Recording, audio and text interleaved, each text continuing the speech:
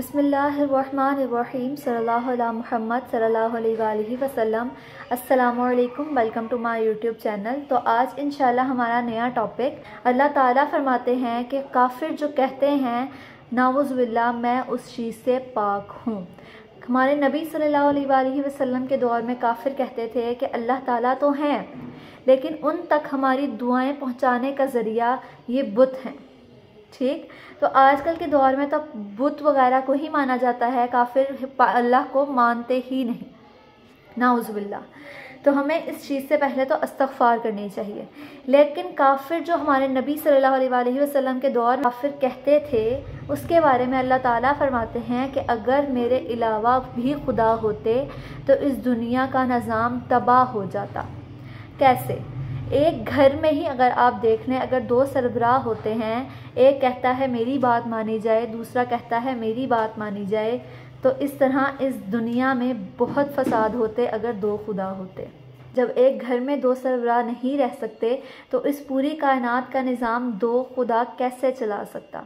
हमारे नबी सल्लल्लाहु अलैहि वसल्लम के विसाल के बाद एक शख्स ने एक मुद्दा उठाया। उसने बोला कि मुसलमान कहते हैं कि अल्लाह हर चीज़ पर कादिर है, तो क्या वो अपने जैसा खुदा बना सकता है दूसरा? तो तमाम उल्मा जो थे वो उस बात पे खामोश हो गए। तो फिर ये मुद्दा हज़रत अली रज़ी अल्लाह तआला अन्हा के पास ले जाया गया। हज़रत अली रज़ी अल्लाह तआला अन्हा ने जब उसका मुद्दा सुना तो वो मुस्कुराए और हज़रत अली रज़ी अल्लाह तआला अन्हा ने जवाब दिया, बेशक अल्लाह हर चीज़ पर कादिर है और वो अपने जैसा दूसरा खुदा भी बना सकता है, लेकिन वो खुदा भी खुदा की कैटेगरी में नहीं आएगा, वो भी अल्लाह ही की मखलूक में शामिल होगा।